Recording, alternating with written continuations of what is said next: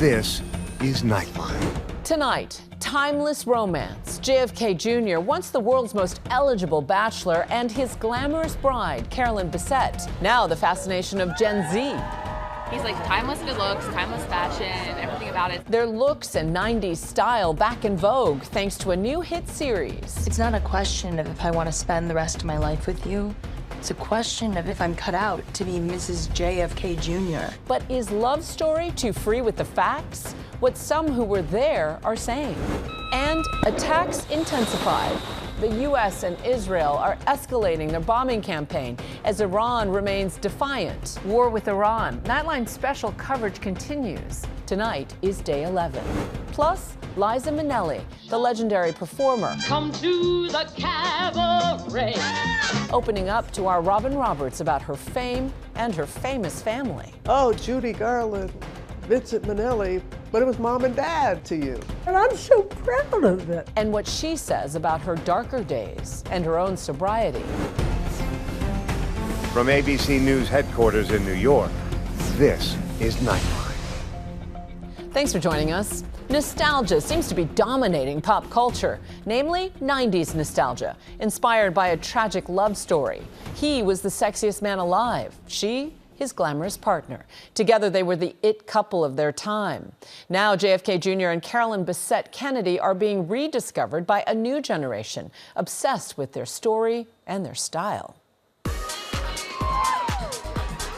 In the middle of Manhattan's Washington Square Park, I think the 1990s were the best era, especially for New York. a 90s icon is suddenly trending again, as these guys compete in a JFK Jr. look-alike contest. He was incredibly gorgeous. I think it definitely helps that he's like hot.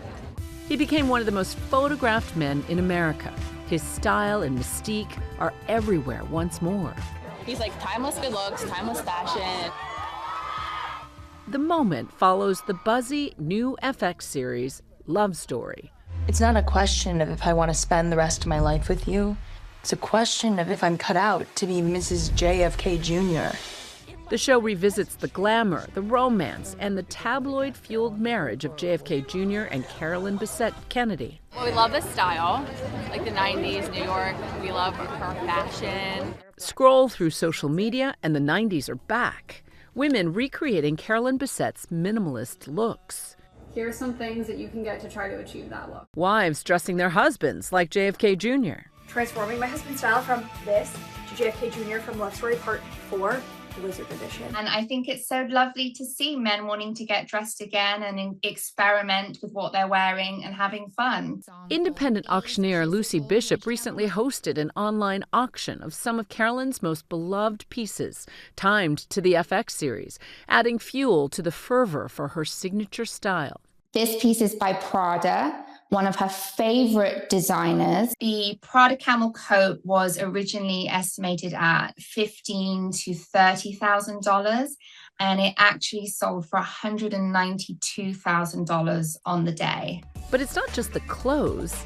Film cameras, Polaroid snapshots, cassette mixtapes, a kind of analog cool that has Gen X looking back too, reminiscing about a time they lived through and loved. My mom worked for Calvin Klein in the 90s. Today, we are going to style another one of my runway looks. For many recreating these looks, they never experienced the 90s. I think everyone's a little bit nostalgic for a time that we didn't get to live in. Adding to the allure of the era. It's those final years right before the internet takes over, right before social media takes over. I think there's a lot of nostalgia attached to that era where people were just a lot more authentic. Long before the TikTok recreations, the real John F. Kennedy Jr. and Carolyn Bessette were one of the most fascinating couples of the 1990s. They met in 1992 when Carolyn Bessette was a publicist at Calvin Klein. He was America's most eligible bachelor.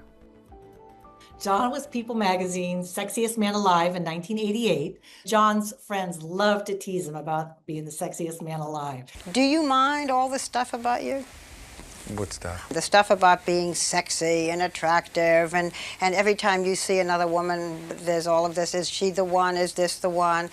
Listen, people could say a lot worse things about you, right? And then you were attractive and you look good in a bathing suit. the son of a slain president who captured the country's heart at 3 years old, saluting his father's casket after his tragic death. John has grown up with the cameras, and so he's used to them being there. It was much different for Carolyn, right? She was a private person. She did not grow up in the public eye. There were between 10, 20 paparazzi outside of their apartment door almost every morning. The two married in a secret ceremony in 1996. Some information involving John F. Kennedy Jr. ABC News has reports that his plane is missing this morning. In the summer of 1999, their story ended in tragedy. John F. Kennedy and his wife, Carolyn Bessette, and her sister, Lorne, have perished at sea. When the plane JFK Jr. was piloting crashed off the coast of Martha's Vineyard, shocking the world. But not everyone is welcoming the renewed attention on the love story, including JFK Jr.'s nephew, Jack Schlossberg, who talked about director Ryan Murphy's portrayal of his uncle on CBS. The guy knows nothing about what he's talking about, and he's making a ton of money on a grotesque display of someone else's life.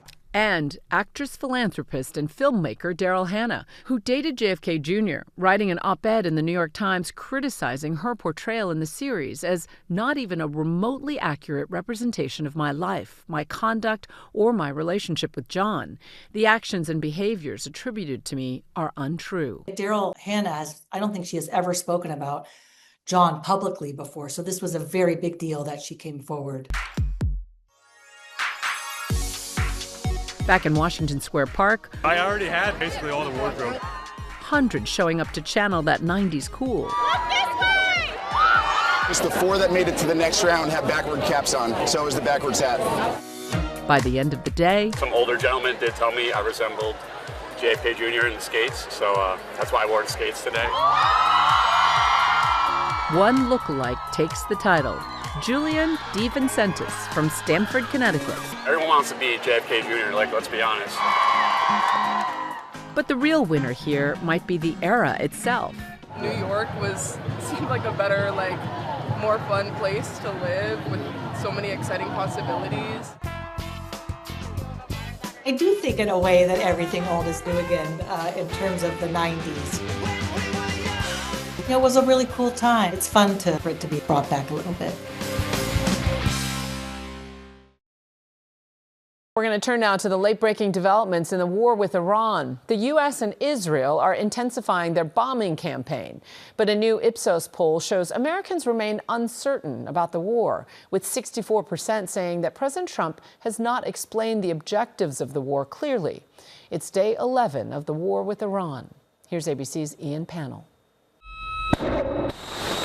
Tonight, the Pentagon saying today would be the most intense day of the war so far, amid serious questions over the shifting timelines. 24 hours ago, President Trump said of the war, quote, "It's very complete, pretty much," later adding, "It's pretty well complete." The president making those comments amid extreme volatility in the oil markets. But tonight, it's very clear this war is raging on. We will not relent until the enemy is totally and decisively defeated. But we do so on our timeline and at our choosing. Late today, amid reports Iran's now planning to lay mines in the Strait of Hormuz, where tankers carry 20% of the world's oil, the US now saying it's eliminated 16 mine-laying vessels. The president warning Iran the military consequences of mining the strait will be at a level never seen before. President Trump fully aware the war on Iran has led to shock over skyrocketing oil prices globally and gas prices in the US. The U.S. military is drawing up additional options following the president's directive to continue keeping the Strait of Hormuz open. I will not broadcast what those options look like, but just know the president is not afraid to use them. But tonight, Iran issuing a direct threat to the president, saying, "Be careful not to get eliminated yourself." And today, confusion over whether the US Navy had escorted a ship through the dangerous strait. A post with video from Energy Secretary Chris Wright said the US Navy successfully escorted an oil tanker through the Strait of Hormuz. But then, about 30 minutes later, that social media post was deleted, the department blaming staff for a, quote, incorrect caption. The White House says it never happened. And tonight, the human toll on American service members and their families. The Pentagon now confirming at least 140 American service members have been injured so far in this war, 8 severely wounded. ABC News learning new details about the Iranian drone strike that killed 6 U.S. soldiers in Kuwait. A source telling ABC News the soldiers there had taken shelter in a bunker as air defense systems intercepted a wave of Iranian drones. But moments after the all-clear was given to return to their work building, a drone slamming into the structure. And for the first time tonight, we're hearing from one of the surviving soldiers inside that building, Minnesota Army Sergeant First Class Corey Hicks. I remember hearing a buzzing noise that got louder and louder, like really quickly. Hicks describing the harrowing moments before that deadly drone came crashing in. I remember turning my head to the left and I seen the nose of that drone pop through. And as soon as it did, I knew what it was. It was either a missile or a drone. So I turned to my right, and that's when it blew up and just blew the whole building apart. The married father, with young children of his own, recovering from serious shrapnel injuries and a severed spleen, speaking to ABC affiliate KSTP from his hospital bed at Walter Reed, remembering one of the service members who did not survive, Master Sergeant Nicole Amore. She was literally 5 feet from me when that happened. When I looked over my left shoulder, the drone impacted basically right above her. She was just the kindest woman ever. She was very caring and willing to go the extra mile for you. Our thanks to Ian. And when we come back tonight, the legendary performer Liza Minnelli speaking candidly with our own Robin Roberts. Her 8-decade career, the ups, the downs of fame, after the break.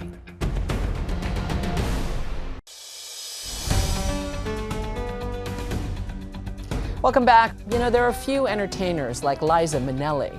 From Broadway to the silver screen to the reboot of Sex and the City, Liza Minnelli has been thrilling audiences for decades. But she's had a lot to overcome. And now she's opening up to our own Robin Roberts about it all. With 8 decades in the spotlight, Liza's back on her own terms. The Queen of Cabaret. Come to the cabaret. And the bona fide Broadway legend. Liza Minnelli, known for bringing joy to audiences, like in the television concert Liza with a Z. Oh, you thought I didn't see you now, didn't you? New York, New York, and Arthur. Not in front of all these people, dear. Arthur, that wasn't an easy role, but you made it yours. That's so much what I'm like. Born into fame, Liza spent her life in the public eye. She's now revealing private details, including her battle with sobriety, romantic relationships, and longtime financial troubles, all in her new memoir, Kids, Wait Till You Hear This. I began seriously considering what it would be like to put down on paper things that I never dreamed I'd reveal. A lot of it Michael helped me with. And I'd say, do you think this is too much? We're joined at the hip. Side by side with her best friend of 40 years and entertainer Michael Feinstein, who helped her write the book. I think one of the things about Liza is that her fame and her having become an icon is not accidental. It's something that she created through extraordinary hard work that she saw in her parents. Liza's vulnerable about the relationship with her beloved parents, who the world knows as icons. Her mother, megastar actress Judy Garland, who shot to fame as the doe-eyed Dorothy in The Wizard of Oz. Somewhere over the rainbow. And her father, renowned film director Vincent Minnelli, who first met Garland while directing her in the beloved musical Meet Me in St. Louis. Clang, clang, clang went the trolley. You said that you got the dreams from Papa, but the drive from Mama. And the humor was everywhere. To the outside world, oh, Judy Garland, Vincent Minnelli, but it was Mom and Dad to you. And I'm so proud of it. And I know they were proud of you. I know it. Oh, yeah, they were. Well, my mom was really funny. Really funny. And she could put somebody down like nobody had ever heard. and it would be funny. And my father had the same sense of humor, but he was gentler. He was encouraging. Stepping out of their shadow, a lifelong goal for the self-proclaimed original Nepo baby, who writes about both the love and pressure she felt. You were such a caretaker for your mother when she was having some trouble. We just knew each other, so we talked like friends. And I was there for her. Yeah. And she would come to me.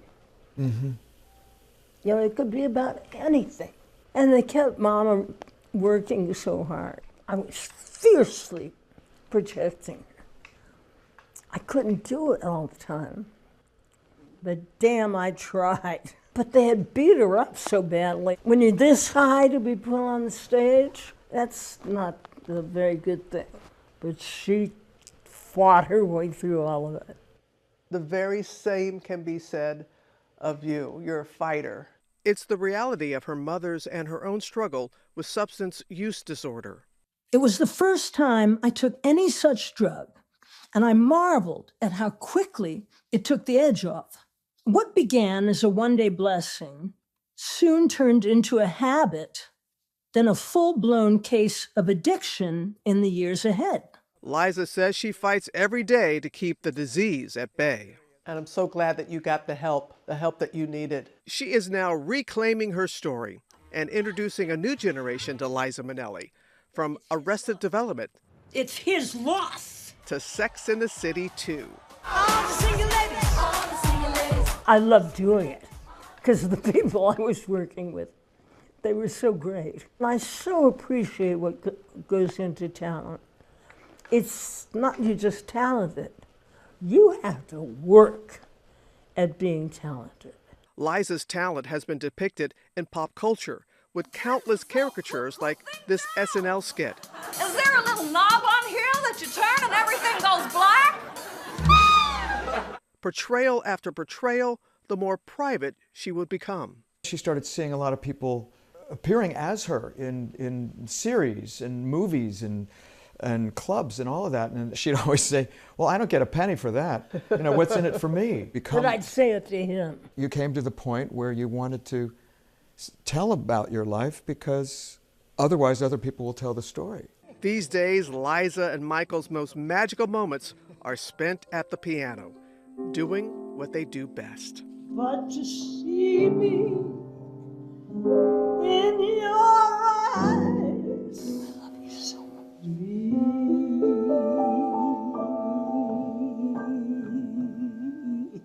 Liza Minnelli, ladies and gentlemen.